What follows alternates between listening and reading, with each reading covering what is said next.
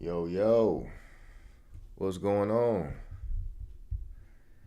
What's up with it, y'all? We back. The Warriors still ain't made no moves. That's insane, man. It's crazy. We gonna get into that. We gonna get into some summer league. And yeah, man, where my folks at, man? Let's get into it. How y'all doing, man? Make sure this is on. All right, cool. Let's get it, man. I'm gonna hop into summer league first. I feel like that's a good way to start. Just give my thoughts on the prospects. Give my thoughts on you know, the next batch of young warriors that's coming in here. So I got some mixed opinions. So we're gonna get into that. And then we're gonna get into the offseason and the lack of moves and why that is, and an update on the Kuminga situation. So and Crit, what's up, bro? Good to see you, my man. You the first one in here, bro. I appreciate you. Thoughts on the Warriors offseason so far, and Crit. Let me hear it, bro.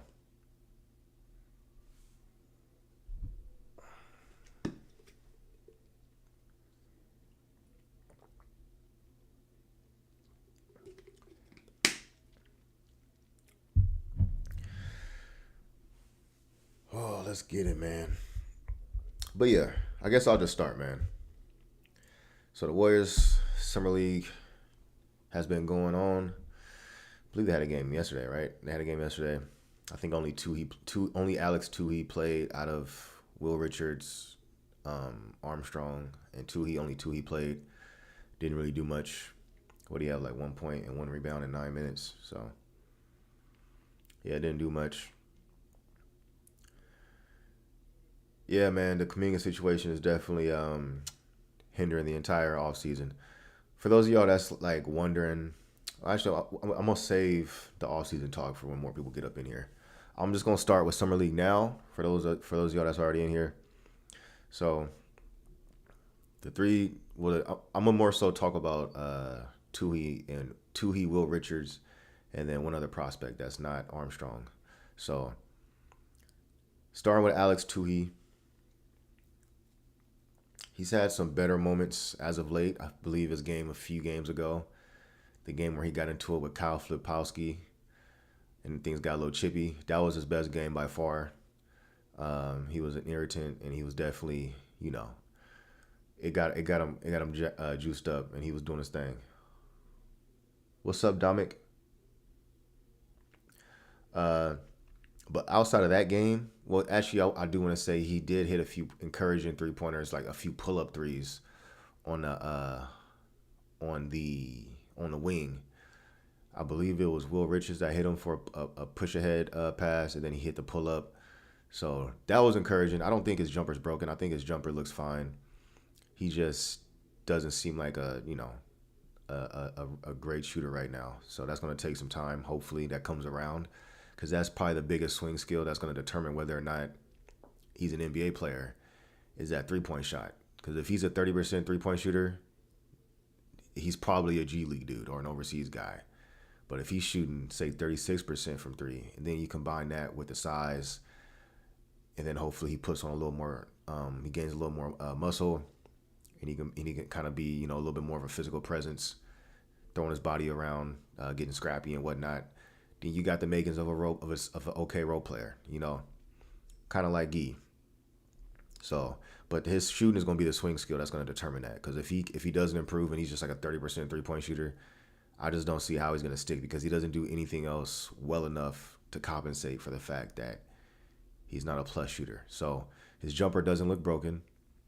It's definitely not a beautiful shot. I'm not gonna like consider it a beautiful shot, but it's not broken either. So hopefully that can come around a little bit. Overall, where I'm at with Tuhi, I think he needs to spend the entire season in the G League and just put on weight and just get reps. Work on his skills, put on some muscle and get reps. That's all he needs to focus on. He is he's I mean, he said it himself in interviews. He said he's still adjusting to like the speed of the game, the speed and physicality of the NBA. And he's saying that playing summer league. He's not even playing against like actual NBA players where that speed and physicality is multiple tiers higher than what you will find in summer league. So if he needs this much time to adjust to summer league speed and physicality, you can imagine you put him in a NBA game, he might look lost in the sauce out there. So he definitely needs some reps in the G League just to get a feel and just catch up just mentally with the speed of the game. He also needs to put on a lot of muscle. He's pretty skinny. He's 6'9", 6'8", 6'9". He looks like, if I had to guess his weight, like 210 or something like that. I don't know what his listed weight is. If somebody can look up his listed weight for me and put it in the chat, that'd be great. But he looks like he's like 6'9", 210, which, for a power forward, that's kind of light, bro. He needs to be up around like 225 at least. So if he can put on like, assuming he weighs like 210 or something, if he can get up to like 225 by next season, and then you combine that, hopefully like some of the other skills that he works on comes around a little bit, his jumper, the ball handling, some of that stuff comes around in this year in the G League, and then he just has a better feel for the game. He's more acclimated to the speed of the game. Hopefully, if all that comes around with the gain muscle, the added muscle, next season when we check in the off season or in training camp, we'll see if he's ready to get some reps and get more minutes in the NBA on a big team. But for now, I think you keep on a two-way the entire season. Just let him get it out the mud in the G. Just let him, just get reps, bro. Like, he needs to play. Like, there's no point having him on a main roster with the big team to sit on the bench. He needs to get as many reps as possible, have the ball in his hands, feel how that feels, trying to see what he can get away with against like these better athletes than what he's used to. Because there's an acclimation period. Because like in Australia, he would probably be considered a good athlete compared to his peers in that league he's playing in. But in the NBA, he's a subpar athlete. He's pretty slow. He doesn't really seem to jump too high. Now, he can load up for some dunks if he has like a runway and he gets his foot in time right and he has like a takeoff, he can propel himself and take off. And it's like basically perfect. Everything has to be perfect essentially for him to like take off and like show some athleticism that he has at the rim. But those perfect scenarios aren't always going to be the case in the NBA, So what I do like about him, I'll reiterate, obviously the size. I like his mentality in terms of how he wants to play. He's trying to be, he wants to defend. He wants to be a team defender. He wants to have an impact on that side of the ball. Offensively, he's not like a ball dominant player. He's trying to do stuff. He's trying to set screens. He's trying to stay out the way offensively and pick his spots, and more so try to take advantage of opportunities on the fast break where he can use his size and his okay ball handling, not great, but okay ball handling in the open floor to try to take advantage of seams and try to get to the rim, draw fouls and stuff. I like that he's scrappy. He is a scrappy Australian kid, but it's just with the way he plays, without that added, he needs to have some strength and some added like muscle for the play style that he wants to play. He wants to be like this scrappy guy that's in the mix, that's mixing it up, that's throwing his size around, throwing his body around, initiating contact, trying to draw fouls. That's all cool. I like that that's your mindset, but you gotta have some weight behind your movements, man. Because like in NBA, bro, you try to like go at somebody's chest, you gonna bounce off his chest, bro. Like he gotta get his weight up. He gotta put some pounds on. He gotta live in a gym. But I'm not gonna judge him for how he's played thus far. Remember, he's a late second round pick. Vast majority of the time, I would say probably 85 to 90% of the time, a late second round pick is not an NBA player. Even though they got drafted, they're usually just G leaguers, or they end up playing overseas for their career. So y'all got to keep that in mind. Late second round pick. What was it? A 52nd pick. So I wouldn't have our expectations too high on Tuhi, but I want to see how he looks at this time next year and see what he's been working on.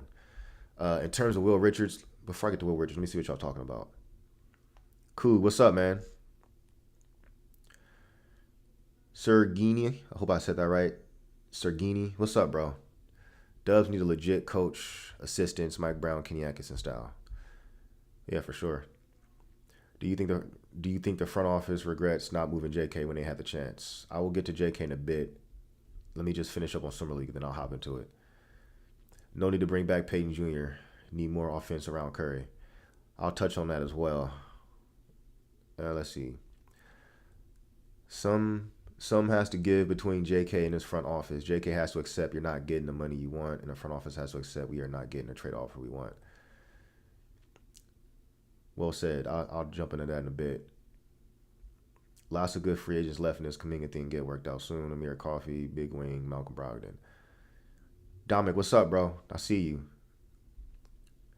All right, so let's talk about Will Richards. So Will Richards, I know his shooting percentage, his 3-point percentage in summer league has been great.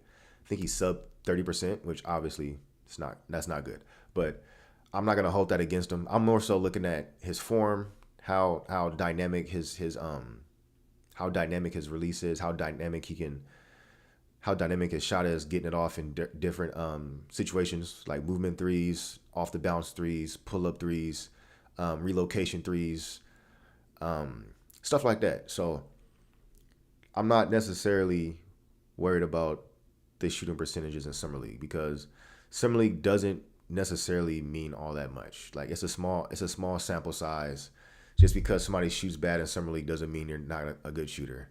Just because somebody shoots good in summer league doesn't mean it's going to translate to the NBA. You never know. Like summer league is a small sample size. It's a weird environment. You're playing with all these new dudes. The team chemistry is weird. Some of these dudes haven't played like organized basketball in months. They've just been working out, getting ready for the draft. So I'm not gonna hold that against them. I like this shooting form. It's compact. It's quick. It looks good when it leaves his hands, man. It looks really good. So I like it. Like compared to somebody like Moody, it's a lot faster, a lot more compact, and it just looked like he has more versatility to his jumper in terms of getting it off in different circumstances and scenarios on the court versus, say, someone like Moody who's a little bit slow of a release. Guys can close out a little faster and kind of recover. And that's something that Moody had to work on coming into the league, was speeding up his jumper. Like the first 2 seasons of his career, he shot okay percentage. I think he shot like 36%, something around there for his first 2 seasons and like, spotty minutes. But those were like wide open shots when the other guys, the other defender didn't close out all the way or whatever the case may be. But he needed to work on speeding it up to add versatility to his jumper. That's something that Will Richards already is coming into the league already doing. Now Will Richards is 22 years old, so he's older than Moody when Moody came into the league. Moody came into the league. How was Moody when he came into the league? Was he 19? Moody was 19 or 20 when he came into the league. So Will Richards is coming as a 22-year-old. So obviously he's had more time to develop in college coming into the league as a rookie. So I'm just drawing those parallels between Will Richards and Moody because those are going to be direct competitors, like in that slot, that 2-3 spot, the shooting guard, small forward, backup minutes. Obviously, I think Moody's probably more of a small forward than a shooting guard just because of like lateral quickness and foot speed and stuff. And Will Richards is probably more of a shooting guard than he is a small forward. But they're both a little more, they're pretty interchangeable in terms of like size and measurements. Moody's 6'5" with a 7-foot wingspan. Will Richards is 6'4" with a 6'8" wingspan. So they're both a little on the shorter side for a wing, but their wingspan kind of makes up for it, which is solid. I think Will Richards, from what I've seen from Will Richards, his lateral quickness is, I don't think it's like otherworldly. It doesn't seem like he's like this elite athlete in terms of moving his feet defensively. He's getting blown by quite often in summer league. I've noticed it basically every game. He's getting blown by a guard.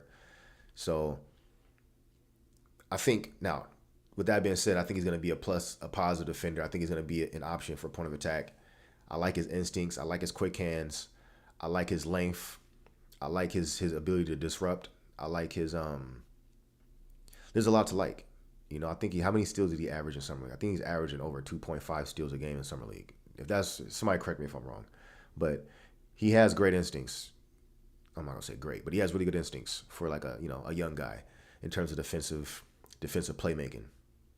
The only thing I worry about is because he does gamble a little bit, and that might need to get toned down a little bit because if he's getting blown by in summer league by some of these dudes that's not gonna make the NBA, you gamble if you gamble at the same level that you're doing in summer league against like NBA players, you're gonna get burned. Like he's gonna get blown by. You're gonna compromise your team's defense, and you're gonna put your team in a bad situation. If you're gonna gamble, you better get that damn steal.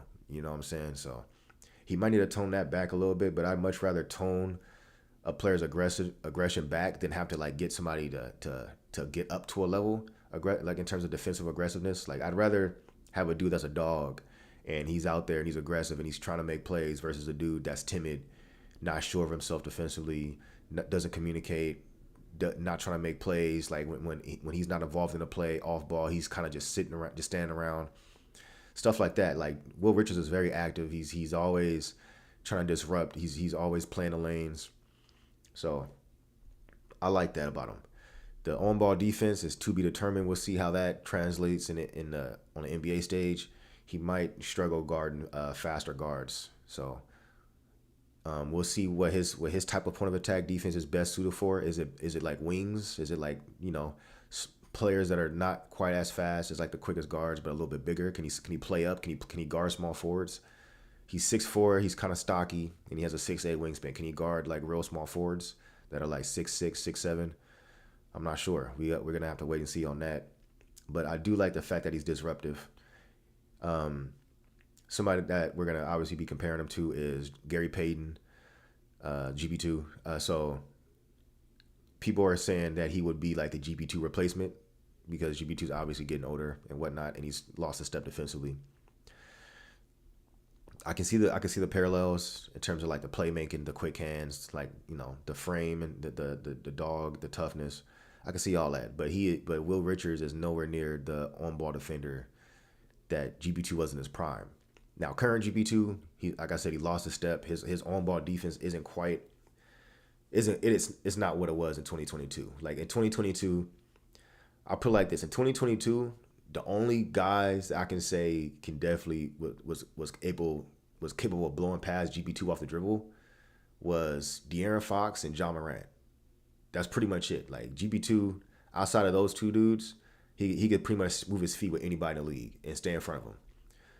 So GB2, 3 years ago was defensively was a damn monster, bro. Like he was a monster. GB2 these days gets blown by pretty often. Like I said this in my last stream. What game? Oh yeah, the game against the Clippers, the last game of the season.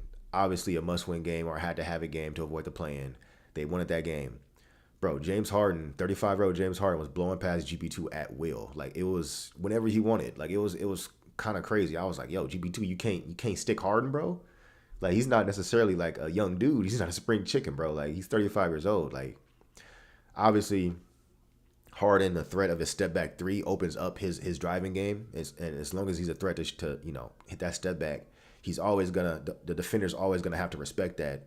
And that's gonna help attribute to his ability to blow past people because they're giving him a little bit of they can't really get into him and kind of like impede his space and all that stuff and crowd him and whatnot. But anyways, the point I'm making is GB2 is not the defender he used to be. He's still a really good defender, still a positive defender, but he's not the defender he used to be. And this kid, Will Richards, I don't think he's gonna be as good of an on-ball. I don't think he'll ever be as good of an on-ball defender as GB2 was. But I think he could do some of the stuff off ball. He could do some of the disruptive stuff. He could do some of the quick hand steals and all that good stuff. So I think Will Richards has a chance to get some regular season minutes. I think he's going to start in the G League, and over the course of the regular season, injuries, resting vets, and all that stuff, an opportunity is gonna arise for him to prove himself. He's going to get some opportunities as a point of attack defender. He's gonna have a chance to prove his value and prove his worth, and I think he's gonna do pretty decent in those spot minutes. I don't foresee him being like an every night rotation player this year one. He might be. I don't know. We got to see how it translates to the NBA, and that's going to be determined on. That's going to be determined by his 3-point shot basically going down. Like we know he's a good shooter based off his college stats. We know he has a good looking shooting form. So he has all the makings of a good shooter. But sometimes, just for what it is, like rookies struggle. Like rookies who are good shooters, they get to the league, they gotta adjust to the the 3-point line that's farther out. It takes them a year to kind of adjust, like mentally, and just find their footing as a shooter. So I have confidence in his long term ability to shoot the ball. We just don't know if it's gonna come to fruition in year one as a rookie. But I think obviously starting a year off in the G League with doing well, just getting reps, man, just seeing what he can get away with defensively in terms of gambling against like better competition. Just working on getting as many shots as possible, bro. Just get them shots up, man. Just work on your stroke, and we'll see if he can finagle his way into some spot minutes, later on in the season.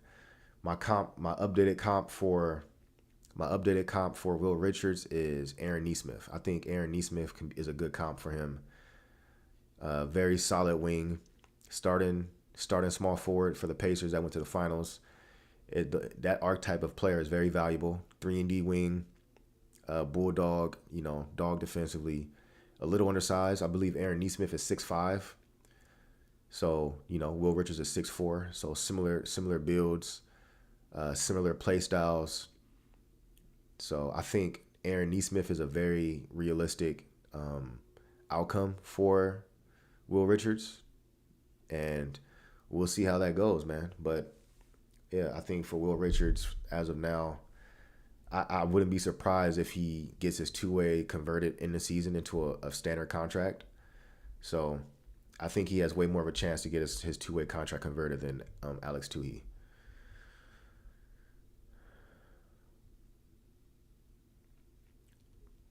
I see y'all talking about.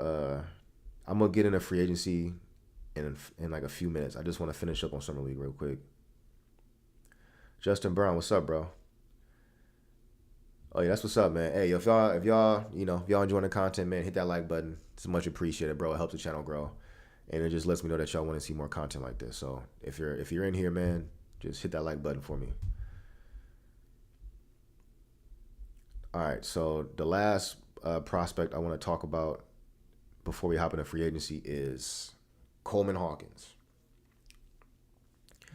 So Coleman Hawkins was one of the guys I had my eye on going into summer league because I think the past 2 seasons when he's been debating whether or not he wanted to enter the draft before he eventually went back to college for that NIL money, because he would be making more money. The last 2 seasons, he was kind of testing the waters in terms of like the NBA draft and seeing if he'd get drafted or see if he'd be a second round pick in terms of like where his market would be. And then he decided the past 2 seasons he's like, I can make more money with NIL in college. So he went back to college. So this season, I think the last 2 times he's did that, the Warriors have had him in for workouts. They've had him in for workouts and they've been scouting him. So the Warriors have had their eye on Coleman Hawkins for a few years actually, but he just went back to school. So this year, he comes out, he goes undrafted. He's a 6'10" big. He can shoot, or at least he can shoot passively. I'm not gonna call him a shooter, but he can. He's comfortable out there taking jumpers. Like he's not like a big man that's trying to be a shooter, that's trying to grow that part of his game. Like he's a big man that's capable of taking and making shots. He looks natural out there. He looks like he's not out of his element taking threes. Like he looks like he can hit some shots. I like the fact that he does a lot of the things the Warriors want out of the big man position. Like he's good at making that extra pass, hitting cutters, dribble handoffs, and then also like he'll do a dribble handoff into a screen for the guards that he's running a 2-man game with.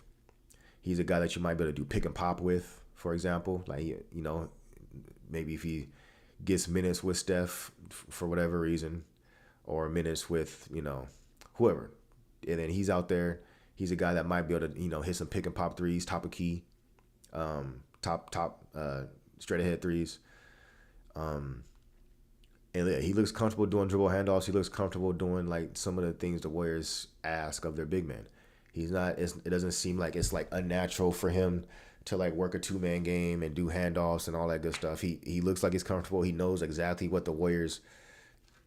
He knows what the Warriors how they want to play, and he obviously has attributed that to his game, and he's making an effort to like show like, look, I can run this offense. I'm capable. So I like that about him. Defensively, it's a mixed bag. I think he's athletic, and at some points he looks a little at some points he looks athletic. At other points he looks a little stiff at times. But I think overall it's something that you can work with. Like he does make plays at the rim.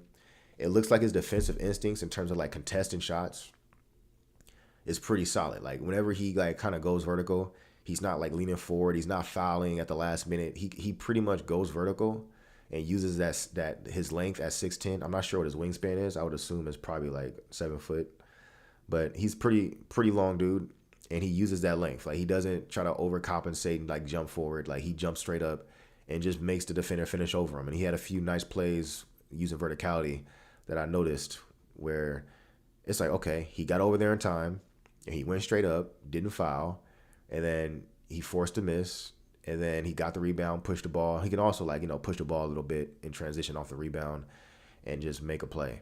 He's not much of like an aggressive scorer. He doesn't really look to make it to get his own shot, which, I don't mind that. Like I don't like on this team we don't need Coleman Hawkins trying to find his own shot, trying to get his. It's like no, he's perfectly content being a part of the actions, getting our guys good shots, getting Steph theoretically some good shots, and he's cool. He's like, yo, I'll screen for Steph, I'll set screens for Steph, and if I get a pick and pop opportunity, or if I get an opportunity to to attack the closeout and make a play for somebody else, I can do that. So I like Coleman Hawkins. I'm not sure.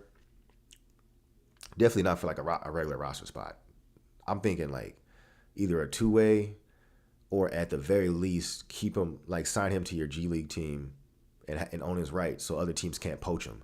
And then see how he looks in season for the G League. And then once you promote one of the rookies to a standard roster spot, then you promote Hawkins into that 2-way spot. And then kind of just go from there. And then at some point, maybe next season, if he looks good, if he's improving, possibly, either bring him back on a 2-way, going on a training camp, or give him a roster spot if he earns it. But I think Coleman Hawkins is pretty intriguing, man. So that's somebody that I will look for as a Warriors to keep around and just see if he can develop, because you can never have like toolsy bigs, that can kind of do a little bit of like multiple things. If you're getting a dude that went undrafted and he can run your offense, he's capable of knocking down shots. He's comfortable shooting threes. He has the b-ball IQ to like run your stuff and like do the dribble handoff stuff they like and all that good stuff. And then he can hold up defensively in terms of doing big man responsibilities. I wouldn't mind Coleman Hawkins, like them keeping Coleman Hawkins around. So Coleman Hawkins is very intriguing. Not very intriguing, but he's intriguing. So as a Warrior fan, I would probably keep an eye on him just to see how that plays out. Hopefully the Warriors, can keep him around. All right, now let's get to free agency. I know y'all been asking the questions about free agency. I'm not ducking the questions. I just wanted to finish up on Summer League real quick while people got in here, because I didn't want to like keep answering the same questions. If I start too soon on free agency, people start coming in a little later. They're going to start asking questions I already answered, so I just wanted to kind of wait for people to get up in here. All right, so as we all know, the Warriors haven't made any moves. 0 signings. The only move they made was trading their 41st pick in the draft for 56, for 52, and I think 58, and then they moved up to 56 to get Will Richards. So that's their only move. Other than that, Looney left in free agency. He went to the Pelicans. Shout out to Looney. Finessed the Pelicans out of 16 milli. Shout out to you, Loon Dog. But yeah, so the Warriors haven't made any moves. So I bet a lot of y'all are probably wondering what is going on. Mike Dunleavy is sleeping on the phone. He ain't in the trenches. He ain't hitting phone calls. He ain't doing nothing, bro. The Warriors are asleep. Here's the thing, man. From my understanding, now I know there's like some nuanced technicalities that I'm probably, you know, not every single detail, but from my understanding, from what I've read on the situation, the reason the Warriors haven't made any moves yet is because they got to sign Kuminga first. This is how I interpreted uh, the information I received. So the Warriors are pretty close to the I think this is the first apron. Okay, I'm pretty sure it's not the second apron. They're pretty close to the first apron. So if they, let's say for example, two names, Al Horford and D'Anthony Melton. Let's just say this Kuminga thing is, is drawn out, and then as a Warrior fan, you're like, all right, well let's just sign some guys in the meantime while we wait on Kuminga. Okay, let's say they theoretically sign Kuminga. Let's say they theoretically sign Al Horford and Melton before the Kuminga thing's resolved. They're so close to like the first apron that those two moves, signing somebody to their mini tax level mid-level exception, which is 5.8 mil for Al Horford, and then let's say theoretically D'Anthony Melton the best minimum. Doing those two things hard caps him at the first apron. So, and that's without even considering Kuminga. They get hard capped. So now, what that hard cap triggers is basically a threshold set number that the Warriors can't cross. So, let's say the Warriors were to make these moves before Kuminga gets resolved. Now, another team can say, oh, if you offer Kuminga this X amount, the Warriors literally can't match it because they'll be over the hard cap. They're hard capped. So the Warriors, the reason why they haven't made any moves is because they don't want to be in a situation where they make these moves, they get hard capped. Another team comes out the wet works and just like, all right, cool. If we offer Kuminga like basically 1 million over what the Warriors can match, he's basically ours for free. Like they can't match it. He's ours. So the Warriors would then lose Kuminga for nothing. You can't in that scenario. You can't sign a trade. You can't do anything because you're hard capped. Like he just walks, and you just spent all these years developing this dude. Well, you can argue how much development that's been, but you spent all these years investing in this guy. I mean, we're talking about this is going to be his fifth season in the league. He's been in your system for 4 years. He's a lottery pick. You used a 7th overall pick on him. You drafted him over Franz Wagner. You drafted him over Trey Murphy. You drafted him over Alfred Sengun. You drafted him over Jalen Johnson. You're going to let him walk for nothing? So they're obviously not going to let that happen. So for those of y'all that's just like, yo, why haven't the Warriors made any moves? The reason being they can't, or they get hard capped. And trust me, if they hard cap themselves, there will be a team that's going to just make cap space. They're going to just pull cap space out of their ass. They're going to make some moves, and they're just going to sign Kuminga. Because if you can get Kuminga for free, that's way more worth the gamble on a young dude versus trading away a young player that you might like in your system and draft compensation according to what the Warriors are asking for. So it's way more feasible for a team to want to pay Kuminga if you don't have to give up assets. Like what the Warriors are asking for in a sign and trade, they're basically asking teams to give up assets just for the opportunity to sign Kuminga to a contract that he may not be worth. So that's why the market for Kuminga and sign and trade scenarios is dead right now, because no team wants to give up assets and pay Kuminga this big contract that he's demanding. It just doesn't make sense. He hasn't shown enough to warrant that type of commitment, especially like teams are way more hesitant about giving out money in this new salary cap hard cap era. You know, it's too many penalties for getting hard capped. It's too many penalties for being in like the second apron. Teams ain't just throwing around money no more. Like if you haven't definitively proven yourself or shown some semblance of promise, they're just not gonna just throw money at you just because you're an athletic wing. Like, yeah, Kuminga is a 6'7" athletic wing that has some scoring ability. But if we're being realistic, there's a Kuminga or two in every single draft. Literally every year, there's at least one or two Kumingas.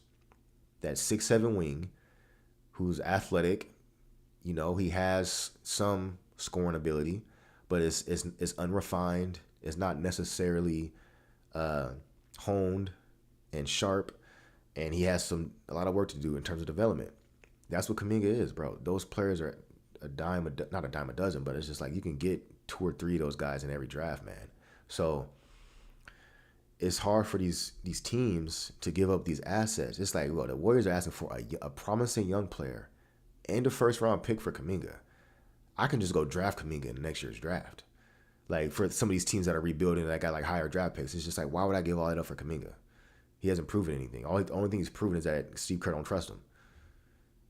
So yeah, man, it's tough. So the Warriors haven't made any moves because of that reason. They don't want to get hard cap, and they don't want to lose Kuminga for nothing. They're trying to just they messed the situation up. Well, Kuminga also messed the situation up. Kuminga and his agent. By the way, man, I was doing some research. So Kuminga's agent, Aaron Turner. This makes a lot more sense after I did some research, man. Let me pull this up real quick. So I was doing some research on this Aaron Turner fella, right?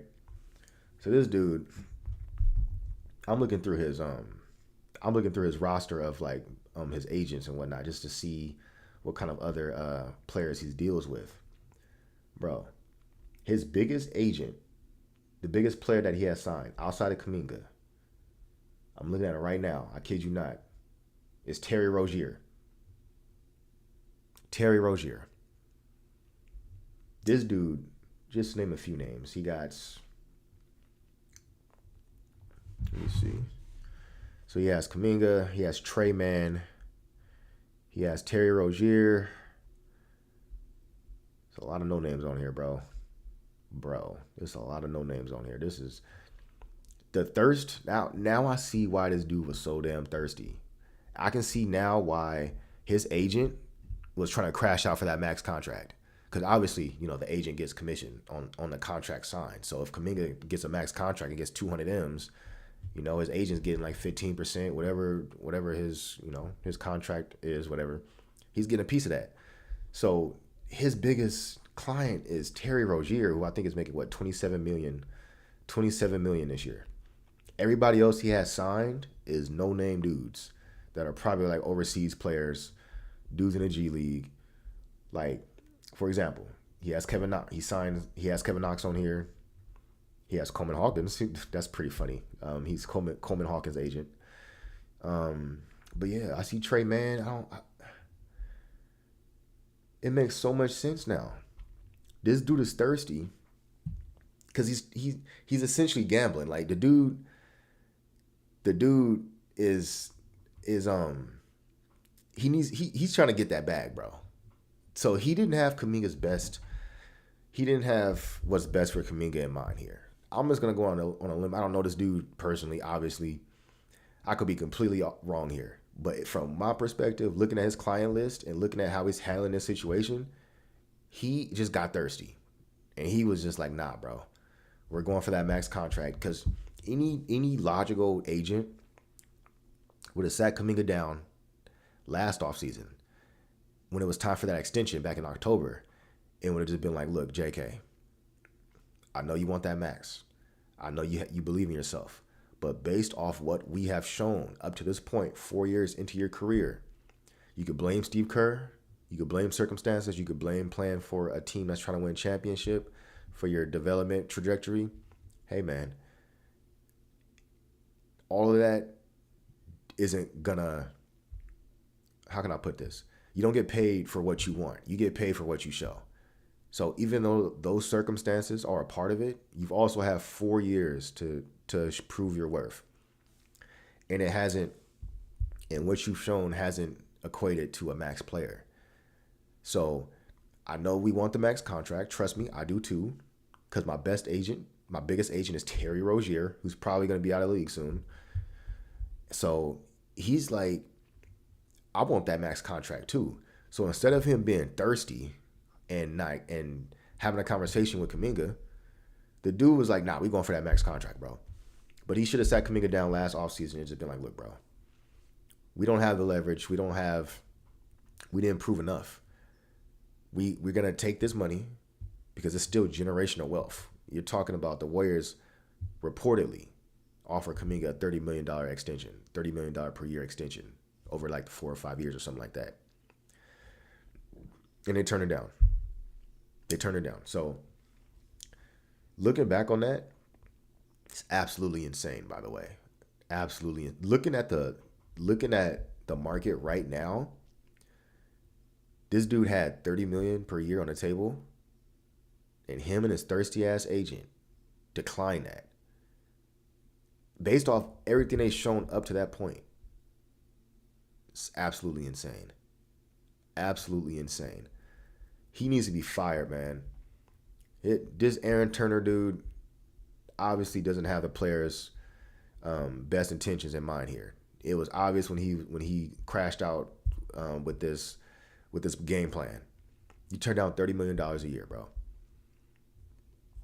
A comparable contract to what Jalen Johnson got of the Atlanta Hawks, a player that was in Kuminga's draft class, a player that plays the same position at power forward, similar size, similar frame, similar attributes, similar age.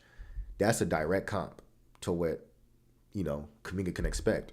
Jalen Johnson got accepted his extension, $30 million a year, but Kuminga looking at that and said, nah, bro, I'm better than Jalen Johnson. I'm not taking that. Jalen Johnson set the market. It's not what you think, how good you think you are. It's what the market and what the teams around the league, how good they think you are. His agent should have been able to recognize that and be like, look, bro, I know you think you're better than Jalen Johnson. You very well might be. But does the league think that? Jalen Johnson just set the market at $30 million a year for the type of player and your archetype for you guys. We don't have the leverage to demand a max contract. If Jalen Johnson's getting paid $30 million, he just accepted that. So it's like logical. It's like, you see how I just broke that down to y'all?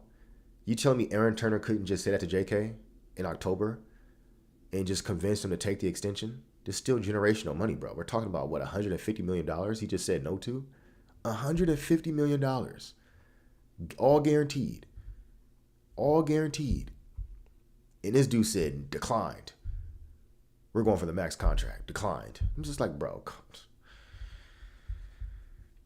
Knowing you're playing for Steve Kerr,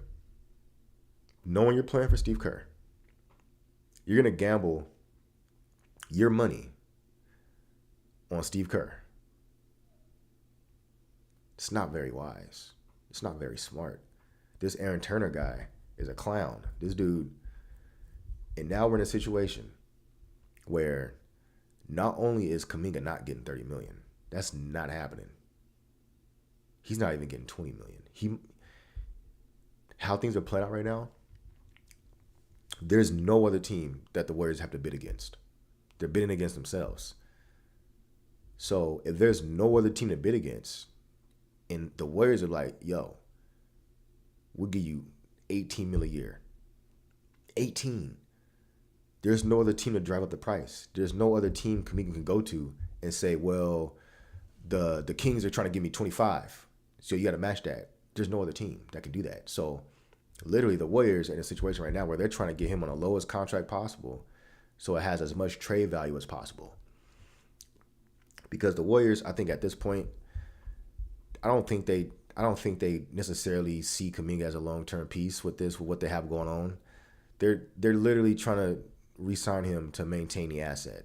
And the thought process into doing that is you also want to get him on, make him as much as valuable as possible when it is time to trade him. So will Kuminga have more value on a $30 million contract or an $18 million contract per year?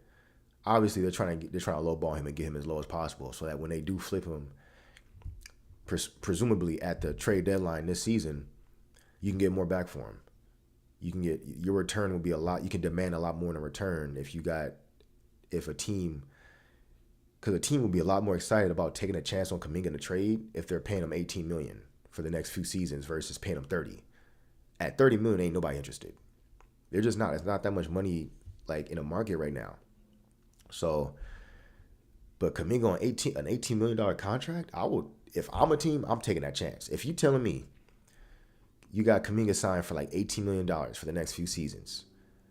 I'm more willing as a team to give up a first round pick or give up like a young player for Kuminga getting paid $18 million versus Kuminga getting paid $30. If Kuminga's getting paid $30, not only am I not probably not taking that chance, I'm definitely not giving you no assets of value. You're not getting a first round pick.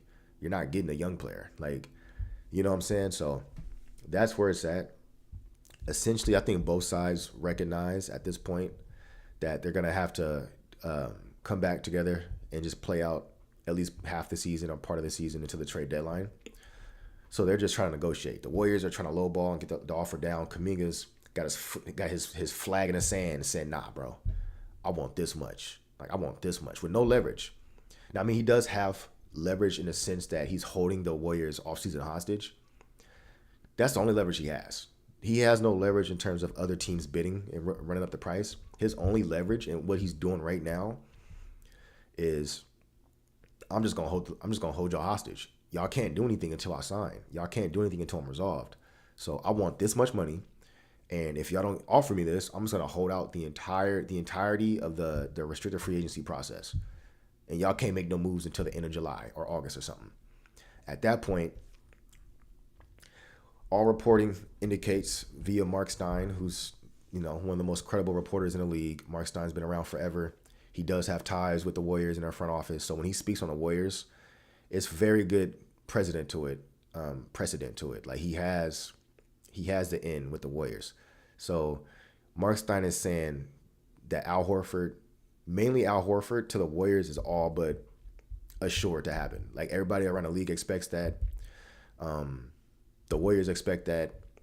There's reports that Al Horford's considering retirement. I don't think he's considering retirement.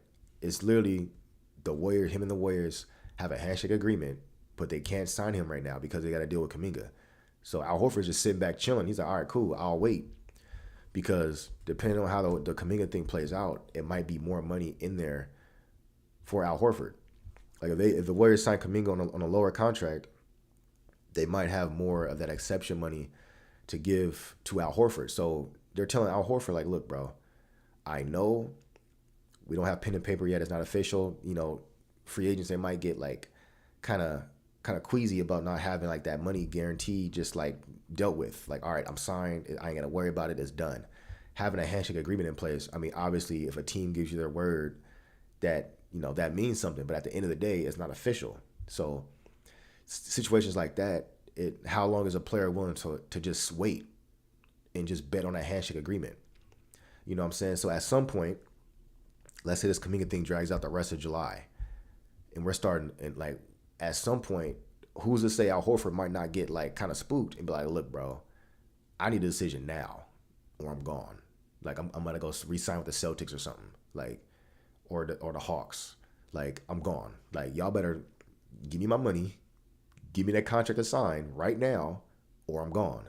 So that's obviously worst case scenario for the Warriors because they're holding out to deal with this Kuminga thing, trying to like lowball him. I'm not even gonna say lowball because if Kuminga's value was where Kuminga thinks it is, a team would have offered it. No team's offering it. So the Warriors are trying to get Kuminga on a favorable contract. Let's just say that they're not trying to lowball him. They're trying to get him on a favorable contract because I think the Warriors are probably more closer to Kuminga's actual value than Kuminga is to his own value.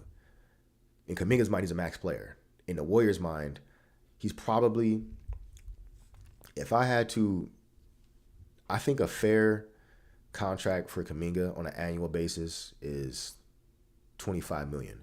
I think that sounds about right. I think he's based off, his upside, the position he plays. He plays a premier position as a wing player. He's more so a power forward, but he's a wing.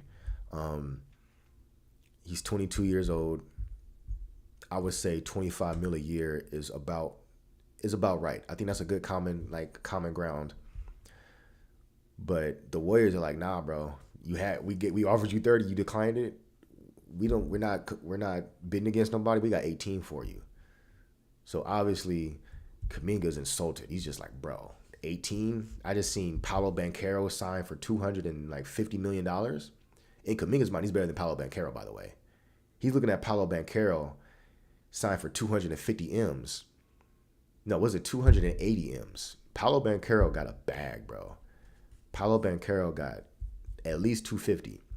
So Kuminga is looking at Paolo Banchero, just signed for 250 million, and the Warriors are offering him like what, 18 million a year, like a 2-year contract or something.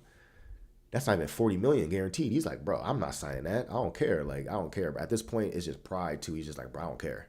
I'm just not gonna sign that. So at some point, something's got to give. Either the Warriors have to raise the price up a little bit just to get Kuminga to sign so they can finish the rest of their offseason duties and sign Horford, sign Milton, or they let this play out to the bitter end and risk Horford and Milton getting spooked and dipping. And if that's the case, if you lose both those dudes that you presumably have a handshake agreement with, Horford and Milton, if you lose both of them because this Kuminga thing continues to drag out and they get spooked and they leave, you're kind of cooked. You're kind of cooked, bro. Because, for example, Marcus Smart just got bought out. He just went to the Lakers. Now, there's no evidence that Marcus Smart would have picked the Warriors over the Lakers. There's no evidence. But they probably didn't even reach out to Marcus Smart because they have a handshake agreement in place with Milton. Marcus Smart and Milton are similar players. They would fill a similar role. So they probably didn't even let Marcus Smart know they were interested because they have a handshake agreement in place with Milton. And they didn't want to kind of like go over Milton's head and sign a player that's going to play his specific position and that a dude that has more cachet around the league that's presumably going to take a huge chunk of those minutes that you promised Milton. That would be low-key Milton, who's sitting here like, bro, we don't even have a guaranteed contract in place. We're going off a handshake. You're going to sign this dude over me? So the Warriors wasn't going to do that. So the Lakers just got Marcus Smart for free. He got bought out by the Wizards. He just signed with the Lakers, and the Warriors couldn't even get they couldn't even put their name in a hat because of the situation they're in. So it's just frustrating, man. It's just frustrating, bro. Kuminga's holding our offseason hostage, man. It's starting to really like annoy the hell out of me and piss me off because you're not that guy, bro. You're not that guy. Like if you were that guy, bro, teams would have been lining up to give you a bag, bro. There's no teams lining up. There's not. The Kings offered some poo-poo platter, boo-boo contract, trade proposal. The Warriors ain't going for that. Here's the thing about the Kings, bro. The Kings have been getting bullied and finessed and just finagled for so long. Just straight swindled for so long. They lose every trade they're involved in. Every trade they make, they're the ones getting robbed. Every draft pick, they passed on Luka to draft. Who do they draft over Luka, bro? Who do they draft over Luka, bro? My mind is escaping me right now. It's crazy. They passed on Luka for somebody. Oh my God, I can't remember right now. But anyways, they traded Halliburton for Sabonis. Ski mask robbery. They got robbed, bro. You just traded Halliburton, who looks like Steve Nash. You just traded Steve Nash for Sabonis. You chose De'Aaron Fox over Halliburton. De'Aaron Fox then went on to demand a trade 3 years later. So now not only do you not have Halliburton, you don't have Fox either. When Halliburton told them that he was excited about being a king, he wanted to be a king for life, like he was excited about Sacramento. You had a dude that's talented, that wanted to be here, that you could have built around. They chose Fox. That's fine. Fox is your guy. You drafted him first, whatever, yada, yada, yada. Fox is a really good player. But Fox is getting impatient about wasting his entire prime in Sacramento, not winning nothing. So Fox gets impatient. He's like, yo, I'm out, bro. I gave y'all bozos like 8 years to put a competitive team around me. We're still a clown show. I'm out. Trade me to the Sacramento King, or trade me to the Spurs. And by the way, Fox only wanted to go to the Spurs. So the Spurs had all the leverage because the Kings knew Fox is going to leave no matter what. He wasn't going to resign. He's gone. They have to trade him. Fox then had the Kings over a barrel and said, yeah, trade me and only trade me to the Spurs. I will not accept an extension anywhere else with the Spurs. So the Kings, I'm so mad about the Warriors right now. I'm about to just roast the Kings real quick. If I got any Kings fans in here, my apologies, man. It is what it is. So the Kings, they was like, all right, they're talking to the Spurs. They're like, all right, can we get Stephen Castle? The Spurs are like, nope. They're like, all right, can we get They were like, can we get what's that guy's name? Oh my God, what's his name? What's the young dude that thinks he's Dennis Rodman? I am not good with names right now. The power forward. Anyways, but it was like, can we get that power forward y'all got, that young dude? Spurs are like, nope. They're like, all right, well, can we get that the pick that's coming up that they use it to draft Dylan Harper? Spurs are like, nope. And the Kings are like, well, damn, I guess we'll just take whatever y'all want to give us. Oh yeah. I wasn't talking about Devin Vassell. I was talking about the power forward that they got, but Devin Vassell too. The Kings are like, yo, can we at least get Devin Vassell? The Spurs are like, nope. And then the Kings are like, well, damn. Jeremy Sohan. Name was escaping me. Yeah, man, Jeremy Sohan. Devontae Brower. I appreciate you, brother. Jeremy Sohan. They couldn't even get Jeremy Sohan. They couldn't even get Jeremy Sohan for De'Aaron Fox, bro. That's how much the Spurs had them bent over a barrel, bro. They had them bent over a barrel. So then they get finessed in that trade. It looked good. They got like some first round picks back, and then they got Zach LaVine back, bro. Zach LaVine had very little trade value. You took on Zach LaVine. Now you got to pay him $50 million. Zach LaVine's a good player. I was interested in Zach LaVine in our system, playing off of Steph and off of Draymond and stuff, how that would look in our system. But Zach LaVine on the Kings, playing off of Sabonis, next to Malik Monk, and you're paying him $50 million? That's tough, bro. That's tough. So the Kings thought, bring this all full circle. I know I went on this Kings tangent, but I promise it's all for it's to do this, to come for full circle here. So the Kings, tired of getting bullied, they're tired of getting finagled in trades, they're tired of getting swindled. They're like, yo, the Warriors are in a vulnerable situation with Kuminga. Let's put our name in a hat and try to throw this low ball offer and see if we can come up on somebody. Let's see if we can get one over on the big brother Warriors. Let's see if we can be the team that's doing the finessing versus us being the ones getting finessed every year, right? So these dudes thought they was going to like slip up in here and offer, was it Javon Carter or whatever their young player's name is that's trash. Offer that dude Dario Saric and 2 second-round picks for Kuminga. In their mind, they're like, yo, the Warriors are desperate. We're gonna come up on Kuminga for garbage, just absolute boo-boo, right? The Warriors laughed him off the phone. They're like, bro, get the F out of here, man. Like, the fuck out of here, bro. Y'all trying to pull a fast one. And I get it. When you're the laughingstock of the NBA and you're always getting finessed, you wanna do some finessing yourself. And of course, out of all the teams, they're like, yo, let's finesse big brother Warriors. Let's get one over on them, man. I'm tired of being little brother. I'm tired of us getting bullied. They want to pull a fast one. So they try to pull a fast one on the Warriors. The Warriors ain't going for that, bro. I don't want to see Kuminga on the Kings, bro. Unless I'm getting Keegan Murray back, I ain't trying to see it. I don't care. I'm not trying to have Kuminga with like hate in his heart, playing us 4 times a year, just in sack, just hating, bro. I'm not scared of Kuminga. If that was the scenario that plays out, it is what it is. I'm just not trying to trade Kuminga to like a direct rival. Even though the Kings are trash, they're not a threat. It's just they're like the little brother that you give a noogie. You pull up, what's up, little bro? Give him a little noogie. Just remind him that you're a big brother and all that stuff. That's how I look at the Kings, So I'm not trying to give them more talent. I'm not trying to upgrade their talent, even though Kuminga is not gonna help their situation they're in. They're still employing Zach LaVine for $50 million. They still got Sabonis eating up a huge chunk of their money on a max contract. They still got DeMar DeRozan, who's like, 37 years old, eating up money. They have no spacing. Kuminga on the Kings playing next to Sabonis and DeRozan. That's just no spacing, and there's no defender behind them to help them defensively. That's just a disaster situation. But the only way I would have been interested in trading Kuminga to the Kings is if we got Keegan Murray back in return, but obviously the Kings aren't that stupid, even though they're, we know, but they wasn't going for that. I would take Malik Monk for JK right now, then sign Milton and Horford and Trey Lyles or Chris Boucher.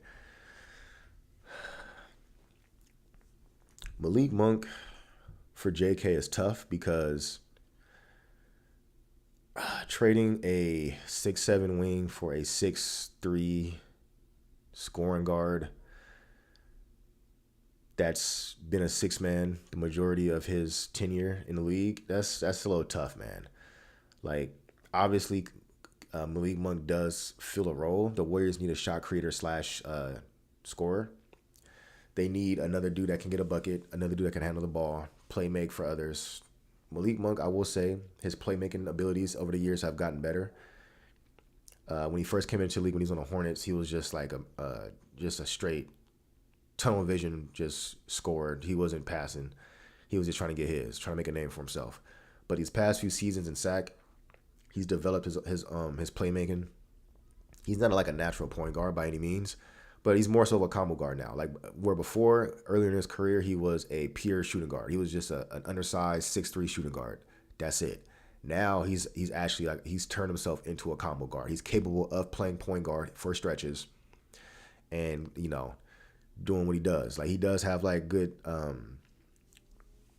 good knack for throwing oops, like breaking the paint and throwing oops to the big man, having a two-man game with bigs that could do stuff with the ball. So I'm not going to necessarily say I want Malik Monk back for Kuminga. Like, I mean, I would take Malik Monk, but just giving up Kuminga for Malik Monk, I don't know about that. Like, there's a reason the Kings are trying to do that, moving a heartbeat.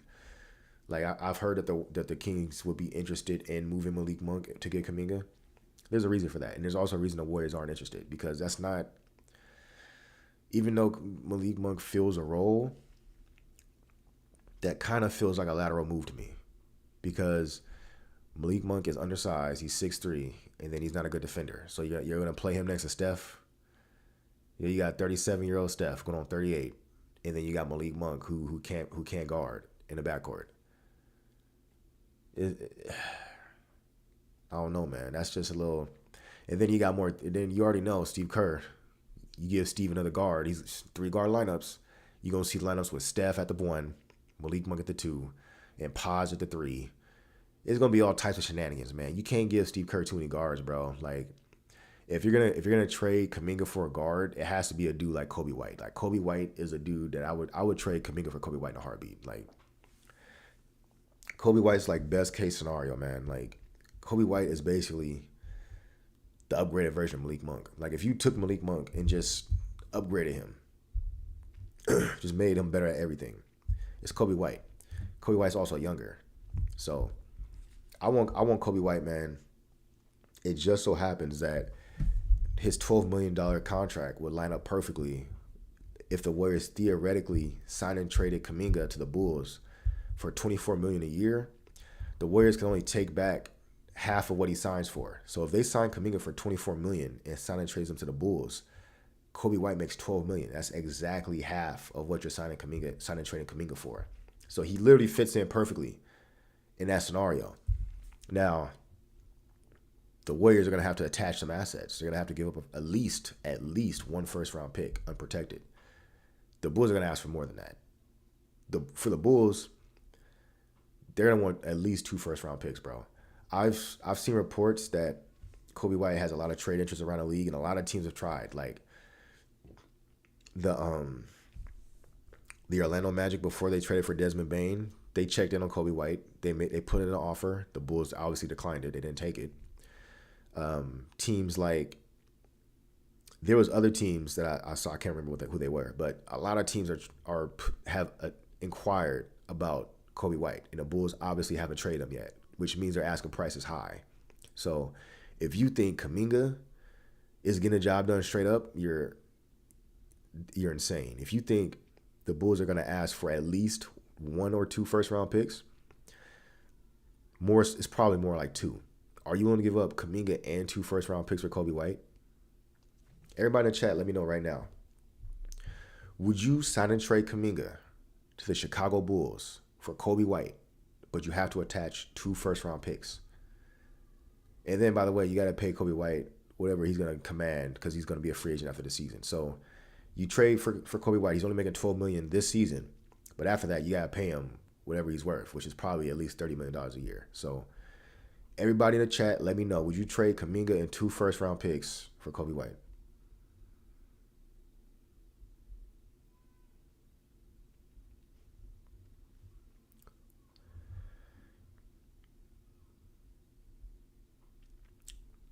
No Cap said, I don't see how the Bulls want to pick for Kobe White, but didn't want any picks for Lonzo. It's not that the Bulls didn't want any picks for Lonzo. Lonzo doesn't have trade value like that. For those of y'all who don't know, Lonzo had to get like a knee transplant, or he had to get like a meniscus transplant. It was like the first surgery ever of its kind, to my knowledge. In the first time, I mean, at least the first time like an NBA player literally had to get like a replacement like cartilage in their knee. Like he had to get like a cartilage transplant in his knee because his knee was cooked.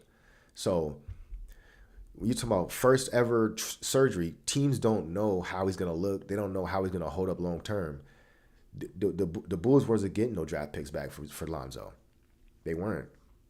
He didn't have value like that. It's like you don't know if this dude's knee gonna fall off the bone next season, or you just don't know. Like this is such an unknown and such a new surgery that it's just like how long term, how does that look in terms of value wise? Is he okay now, but 2 years from now his career is over? Is he like you just don't know. So the Bulls were never gonna get a first round pick for Lonzo ever. It was always gonna be like maybe some seconds to take a flyer on him, and that's also why they signed him for 2 years, $20 million. So Lonzo only got $10 million a year on a short-term contract. Like, that's nothing. For a player of his caliber, when healthy, the player he was like 3 seasons ago before like the knee injuries, that player, that Lonzo Ball, is making $25 million a year. Probably like like $25 million a year. At least, okay. Nikolai Alexander-Walker got what, $15 million? Lonzo Ball 3 years ago is probably a better player than Nikolai Alexander-Walker. Maybe Lonzo will get like $20 million a year, but he probably would have signed like an $80 million contract if he was healthy. So the fact that he only got 10 mil for 2 years, that goes to show there's not that much people ain't checking for Lonzo like that, man.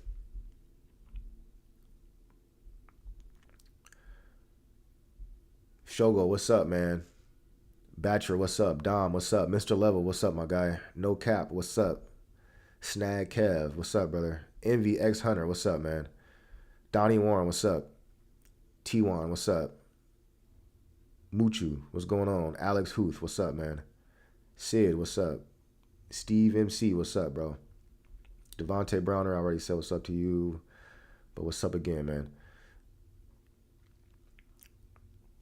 Oh yeah, so there's something I wanted to address. So those of y'all that's been like subscribed to me a little longer, you guys are probably wondering what's going on with my shorter form videos, like my 7 to 15 minute videos that are like edited videos and whatnot. So look, man, here's the honest truth. And I'm just being straightforward with y'all because I just want y'all to just know what to expect. By the way, I love making those videos.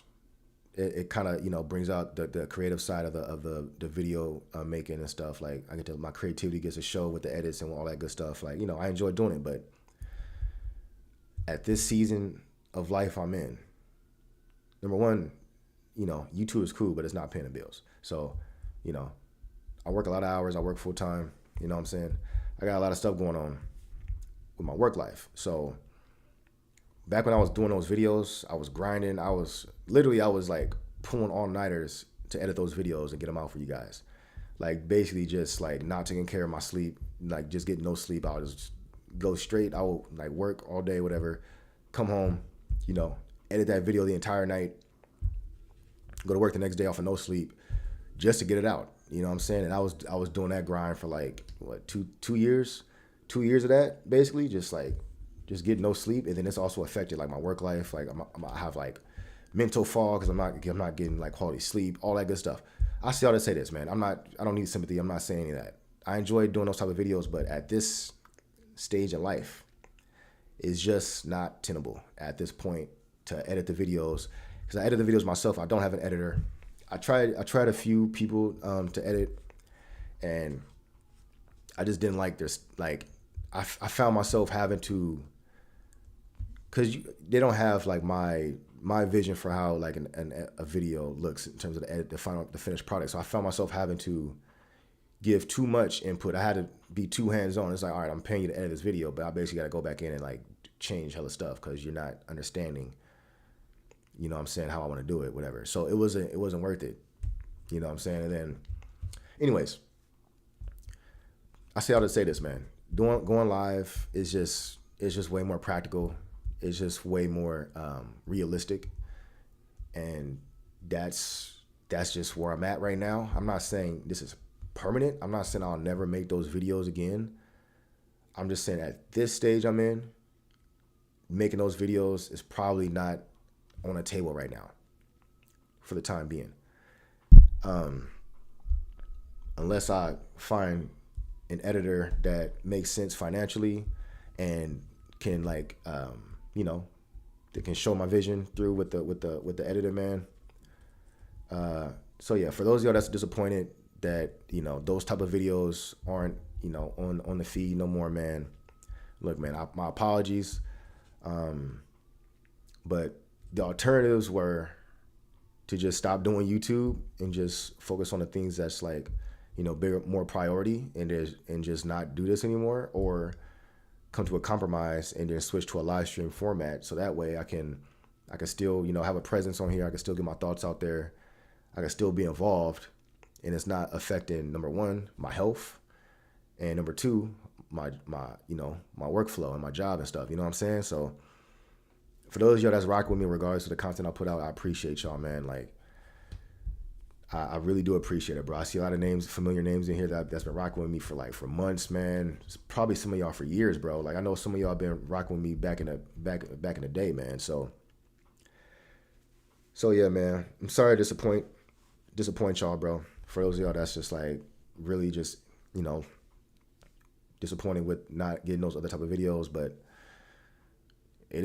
that's just what it is at this point. But I'm hopeful that at some point, you know, we can get back to those. So, but that's that. So I see comments in the comments saying, where's your other videos at? That's the answer for y'all, man. So I appreciate y'all if y'all still pull up here and show love here, man. Show support, bro. You know, like the video, however you want to show support, man. It's much appreciated, bro. Because honestly, like if I could do YouTube full time and get, you know, compensated, you know, proportionately for the hours I put into it, that'd be great, you know. But YouTube is a grind. It is a super grind, bro. Like, I remember like the earlier years, I started my channel in 2022, late 2022, November of 2022, and like the first year I had like no traction, bro. Like I was just trying to find my style, find my flow, kind of figure out what was going on, man. And it was so grindy, bro. Like, imagine like you stand up all night editing these videos, and that thing get like 30 views, or like, you know, whatever the case, bro. Every YouTuber goes through that stage where it's just like, damn, bro, I just like grinded the fuck to get this video out. You felt it was gonna do real good, man. He's like, this video about to do good, man. Like I felt good. I felt I was in my bag during the recording process. Stay up all night, sacrifice your mind, sacrifice your health. You put it out there, got nothing, bro. 30 views, bro. 5 likes, man. But, you know, it's stuff like that. You know, a lot of people quit YouTube and it's just like, it's not even worth it. But I got through that grinding stage, man. And I was just like, I was reaching a point with those type of videos where it was really getting traction, bro. I'm getting like, you know, doing some pretty solid numbers, but it was coming at a price, you know. So I just gotta, you know, gotta keep the mental sharp, man. Your mind is like, I'm not trying to get too preachy, bro, but the mind is everything, bro. You gotta keep the mind sharp, bro, and just the sleep quality was just too much to just overlook. And you know what I'm saying? Like, I would love to do everything. I would love to go live with y'all multiple times a week and drop those videos, but it's just too much, bro. So hopefully at some point, man, if I can come across like an editor that I really mess with, or and that's a financially makes sense, then you never know. So I'm not saying those videos are never coming back, but just at this point, this stage in life, man, your boy on the grind, bro. It's just I gotta prioritize other things. So with that being said, if you like the video, man, like the video if you haven't already, and we gonna keep the show going, man. So let's see. Oh yeah.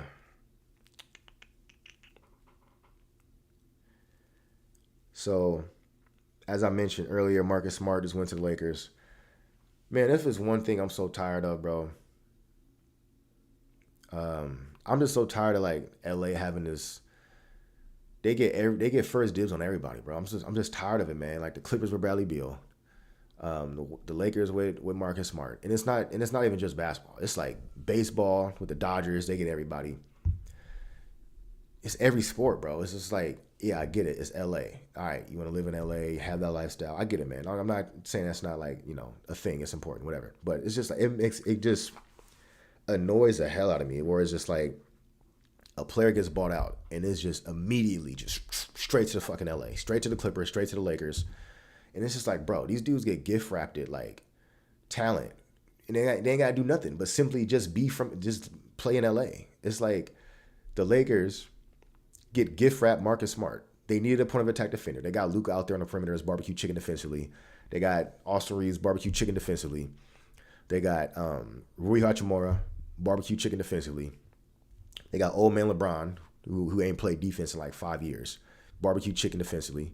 He can still like rev it up and play some defensive stretches, but to the regular season, barbecue chicken, right? So these dudes desperately need a point of attack defender.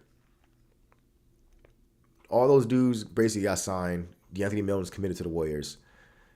The Lakers are kind of cooked. They're like, oh damn, we don't got a point of attack defender now. We need somebody to play on the perimeter.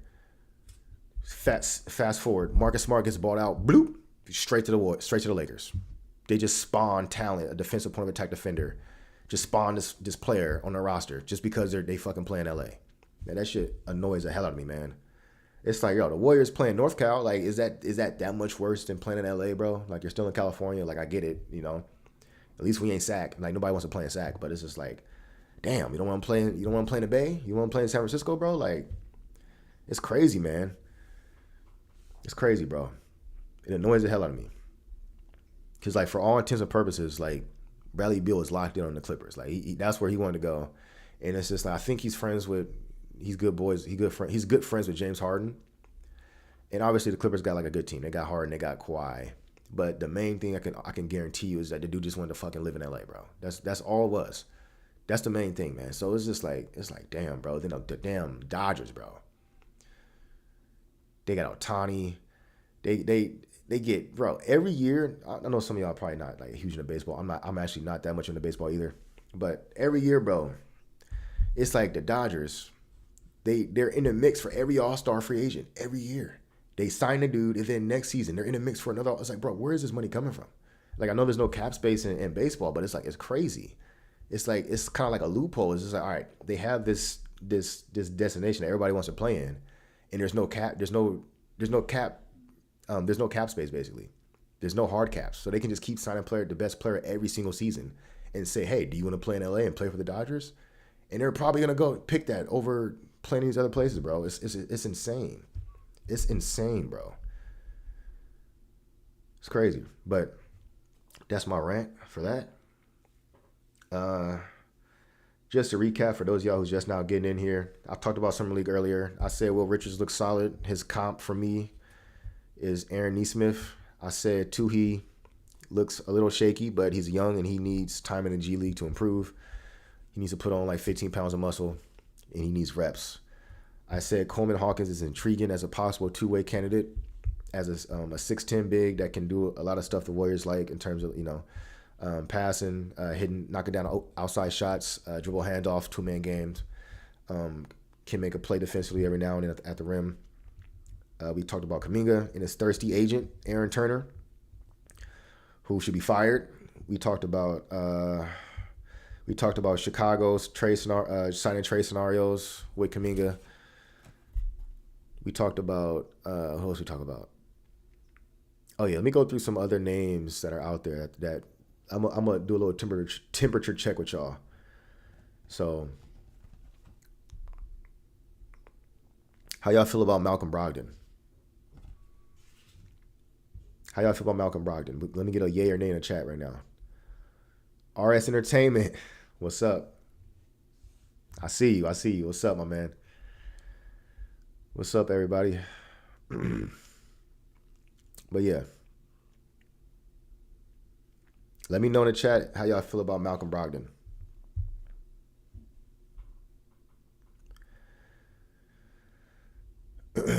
Reports are that Milton is about to come back, though. Yeah, Malcolm. According to Mark Stein, he said, who's very tapped in, he's a very credible reporter.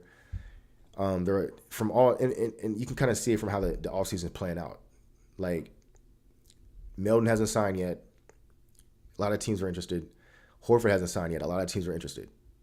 They're not signing because they already have a commitment with the Warriors, and they're waiting on the Kuminga situation to get resolved. That's another thing that I mentioned.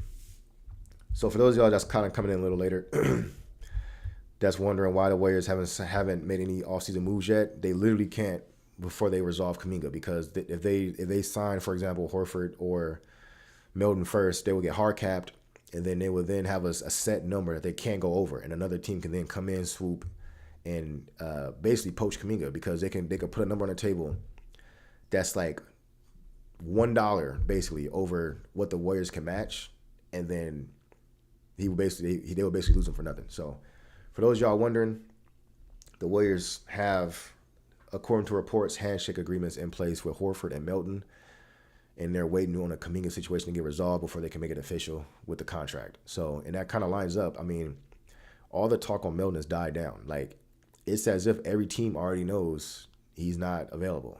I wonder why that is. The Al Horford talk, calm down. When the Nuggets when the Nuggets made their trade, Dario Saric for Jonas Valanciunas, and then Jonas Valanciunas said he wanted to go play for like some overseas team, and then I seen a lot of Nuggets fans saying like, "Yo, all right, let Valanciunas go," because they would have opened up their full taxpayer. It would have opened up their full mid-level exception. So they basically would have $14 million to offer for a backup big. Jonas Valanciunas didn't want to be there. So Nuggets fans were like, yo, go get Horford, go get Horford, go get Horford. So I think what happened was the Nuggets explored that. They probably reached out to Horford and his representatives, did a temperature check, and realized, oh, he's signing with the Warriors. And then they then announced, oh, no, we need Valanciunas to come back. Like, you got to honor your contract. Like, we're not letting you walk. I think if Horford was available and they was capable of getting him, I think they would have just let Valanciunas walk and then just signed Horford. Because Horford's a better player than Valanciunas. More useful player. More versatile player. I'm pretty sure the Nuggets would have preferred Al Horford as their backup versus Valanciunas. But the fact that they probably reached out and then they got the indication is like, yeah, I mean, I'm a free agent, but I'm going to the Warriors. So they then say like, nah, bro, Valanciunas, you ain't going nowhere, bro. You better report to training camp. You ain't going nowhere. So that's how that played out. The Warriors. What was I gonna say? Oh yeah, so Malcolm Brogdon. So Malcolm Brogdon, I believe, would have to be signed and traded to the Warriors. Because is he like a straight up free agent? I think he's like a straight free agent. Excuse me. I don't think he's taking a vets minimum. I guess it kind of depends on. Yeah, I don't think he's taking a vets minimum. Like the Wizards would have to. He's on the Wizards, right? They would have to sign and trade him to the Warriors. So, my thoughts on Malcolm Brogdon, he's already 33 years old, man. 32, 33. Kind of injury prone. But he's a good player. He's still a good player. He does a lot of the things the Warriors need. He's a dribble, pass, shoot guard, 6'5", so he has, some size in the backcourt. He has, he's not as good of a defender as he used to be, but he has a defensive IQ. If you put him in a defensive ecosystem with other good defenders, he'll look solid. I think Brogdon on this team will look really good. I think him. You let's say you go Steph. Would you start Brogdon at the 2? I guess so. So what you'll have like Steph, Brogdon, Jimmy, Draymond, and presumably Al Horford. That's an okay starting 5. Pretty good spacing. Only thing is like super injury prone. But I mean that would be, talent wise and in terms of just like, having a natural starting 5 out there that you're not starting games small with Draymond at the 5 and doing all these other shenanigans. I think that'd be a pretty solid unit. Do I think Kuminga waits until October to sign a contract? I think at this point, bro, Kuminga is so stubborn, and he just in his mind, and his agent not telling him otherwise. His agent was probably gaslighting him, but to be honest, he's probably just telling him like, nah, bro, you deserve this and that. We're gonna get this. So at this point, I wouldn't be surprised if Kuminga, because the only leverage Kuminga has is holding out, because he knows he's holding the Warriors hostage. He knows the Warriors can't make moves until they resolve him. So his only leverage, since other teams aren't bidding on him, is to hold the Warriors hostage. Like that, I mean, that is leverage, because there's always that threat that Horford and Melton, even though they have a handshake agreement in place, if this like drags on, who's to say they don't get spooked because they don't have pen and paper official, and they're like, look, bro, I need the contract signed. I need to have my security in place. I need to have my assurances in place. I can't wait forever. So either sign me or I'm gone. So as long as Kuminga holds out, that's always a chance that can happen. Now, maybe Horford's willing to wait, and the Warriors told him, look, bro, worst case scenario, first of all, we're signing you no matter what. You have a slot no matter what. Worst case scenario, we're giving you this $5.8 million that we have to offer you. Best case scenario, depending on how the Kuminga situation shakes out, if we get them for a lower number, or if they sign and trade them, or whatever the case may be, and they have more money to offer, you get more money. So worst case scenario, you don't sign until later and you get this set amount, 5.8. Best case scenario, if you wait, hey, we'll give you more money for your troubles. We'll add more to it.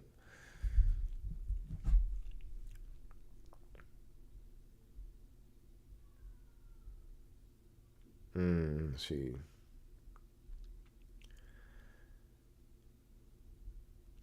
Kuminga thinks he's Kawhi. Bro, Kuminga thinks he's Kobe. Kuminga thinks he's Kobe, bro. I just feel you can tell nobody in Kuminga's camp is telling it to him straight.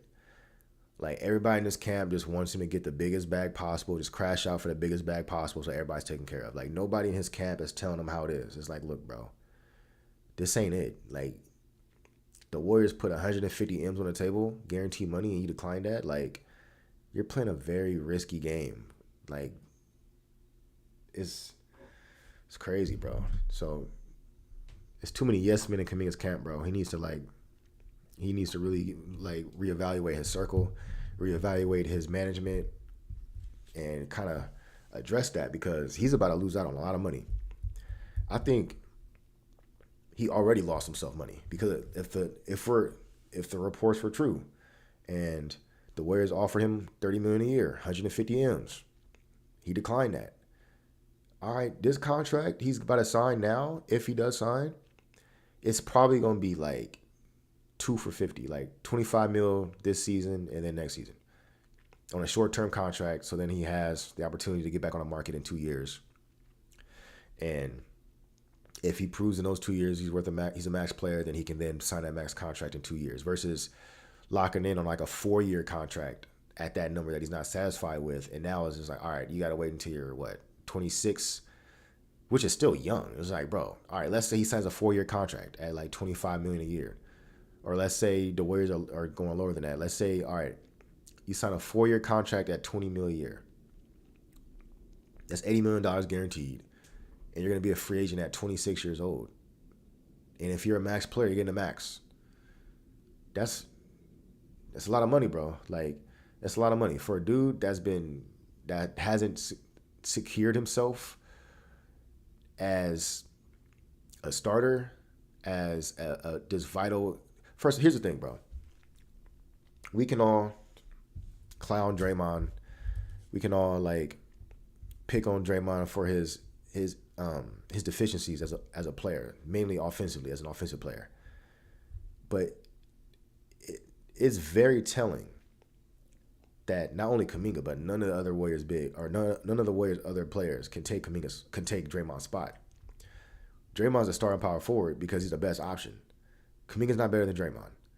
Okay, he's just not, and he's had every opportunity. The Warriors literally last season benched Draymond to put Kuminga in the starting lineup for the sole purpose of trying to put Kuminga in the best position to be effective.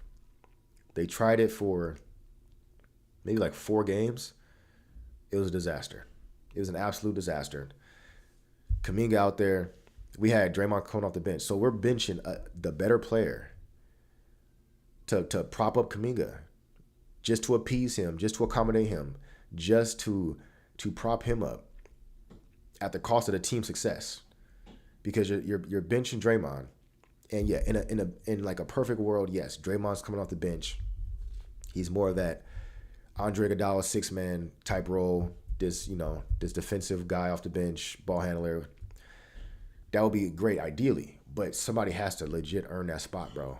Like, somebody has to take that spot from him. If you can't take Draymond's spot, I don't want to see Draymond on the bench. Because what happens is, and what happened in that stint where the Warriors tried this little experiment, is every single game that they started coming over Draymond, the Warriors got absolutely blasted defensively. Every game they was playing, the game they'd go down a quick 10, 15, 20 points because there's no defensive backbone. Like, you can say what you want about Draymond's offensive game, but defensively, he's holding his team together. Like, Draymond probably should have won Defensive Player of the Year this year. So you're benching a dude that's giving you Defensive Player of the Year value, and you're putting him on a bench. And now you take away that defensive backbone, that defensive communication, that leadership. The Warriors were playing soft defensively. They had no backbone. They were getting bullied inside. Teams was going right through us at the rim. Kuminga, all right, you're the starter. Let's see something. He was doing some stuff offensively. He was hitting some shots or doing some stuff. But defensively, the Warriors are getting bullied. Draymond is the one that makes sure the Warriors don't get bullied inside. He's the one that props up everybody else defensively so that they're passable defensively. He's the one lying back in the defense, bro. So when you bench Draymond for a lesser player for the sake of trying to just prop this player up, you're essentially sacrificing team success at the cost of this guy that's hasn't earned it. So then you got Kuminga out there, and it's like, all right, Kuminga, you're empowered. Like, we just benched our future Hall of Famer, a player that's one of our greatest players of all time, a player that's been a starter for the past like 13 seasons. We're going to bench him to give you that spot. Let's see what you can do. What did Kuminga do? He ain't do enough. The Warriors were getting destroyed, bro. It's like, I'm not trying to drag on Kuminga, but it's just like, all right, bro, you want a max contract. You want $30 million. Bro, you've had 4 seasons to prove that you deserve $30 million. You've had your opportunities. I know Steve Kerr messes with your minutes. I know, it's always some shenanigans with Kerr and some weird situations. But with that being said, do I need to look up how many minutes played in your career so far? Bro, you've played enough minutes to show something. If you were as good as you think you are, your skill, your talent would be undeniable. Steve Kerr wouldn't be able to keep you on a bench forever, for 4 seasons, if your talent was undeniable. If you was really that guy, if you were really like this unearthed superstar, like talent, that's just like this superstar that's just waiting to get his opportunity. Bro, you really think Steve Kerr can like suppress that for 4 seasons? Come on, man. Like, imagine if Paolo Banchero, let's just say a hypothetical world, Paolo Banchero, the Warriors take Paolo Banchero in 2021 over Kuminga at 7. I know that's not the draft Paolo Banchero was from. He got drafted a few seasons later. I'm not saying, I understand. I'm just saying, for the sake of this hypothetical, let's just say the Warriors drafted Paolo Banchero. and he started the season off in the same situation as Kuminga. You're basically back up power forward to Draymond. You gotta prove your worth. Do you really think Paolo Banchero, going into what is now year 5, will still be on a bench? Really? Do you really think Steve Kerr can deny a talent of that magnitude for 4 years? Come on. If that was Paolo Banchero, he would have stole somebody's starting spot by now. It may not be Draymond. It may not. Somebody's getting a spot took, bro. Like Paolo Banchero, if he was on this team, somebody's getting a spot snatched like Debo. Like, it's not even close. Like, Paolo Banchero is a type of young talent that you would then tell Draymond, all right, bro, this kid's the future. He's powerful. He's a starting power forward. We need you to do the Andre Iguodala thing. It's your time to pay your dues. Iggy did it back when he was still like very much, in his prime. You at 36 years old, we need you to take one for the team. Because we got Paolo Banchero. He's undeniable. His talent's undeniable. And Draymond would be like, I respect that. I get it. Because he took David Lee's spot back in the day. And he understands. It's just like, bro, if it's your time to move to the bench, it's your time. But somebody has to legit take that spot from him. Kuminga's not better than Draymond. He's not taking that spot right now, bro. Or he hasn't been, him taking the spot hasn't been justified up to this point in his career. Now, who's to say the Warriors re-sign Kuminga and he takes a leap this year, then he's better than Draymond this season going forward? That's a whole different thing. I'm talking about up to this point, he hasn't proven he could take Draymond's spot. So, but if that was Paolo, somebody getting a spot took, bro. Somebody's getting a spot took straight up. So, I'm using that as an example.